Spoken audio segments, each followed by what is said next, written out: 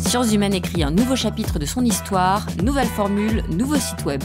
Sciences Humaines a été créée il y a 35 ans avec un rêve, comprendre l'humain dans toutes ses dimensions.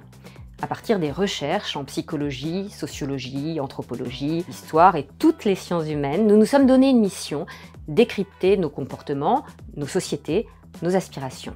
Sciences Humaines, c'est le mensuel des grandes synthèses capables de répondre aux grandes questions. Qu'est-ce qui détermine nos choix? Qu'est-ce que l'amour? Qu'est-ce que le bonheur? Le projet obtient le soutien d'intellectuels comme Edgar Morin et s'impose rapidement comme le magazine de référence en sciences humaines et sociales. Alors que les savoirs sont de plus en plus cloisonnés, Sciences Humaines reste fidèle à son projet initial, un journal profondément ouvert qui mêle les approches des sciences humaines sans œillères.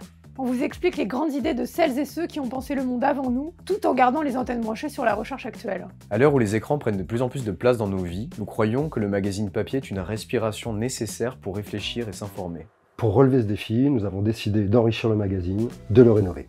Cette nouvelle formule, nous la préparons depuis des mois. Elle sera plus riche, plus incarnée, plus rythmée. Elle comprend de nouveaux formats, des rencontres avec des chercheurs et des chercheuses connus et d'autres à découvrir, des étoiles montantes des sciences humaines et sociales, des débats croisés, des reportages pour mettre les sciences sociales à l'épreuve du terrain. Le monde en devenir, c'est une nouvelle rubrique qui ausculte les grandes métamorphoses qui agitent nos sociétés contemporaines.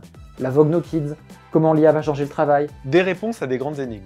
Des individus peuvent-ils changer le monde? Comment devient-on Jésus, Bouddha ou Hitler?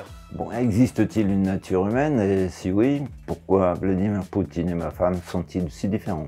De quoi les civilisations meurent-elles? Ce qui est marrant, c'est que ma femme est pas si différente.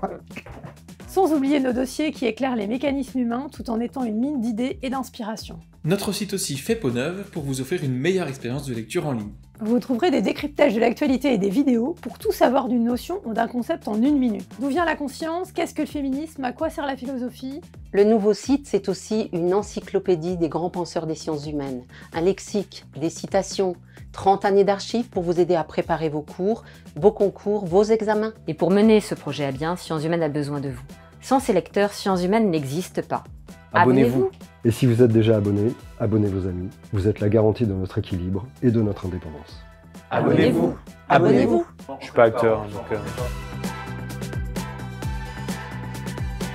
Merci.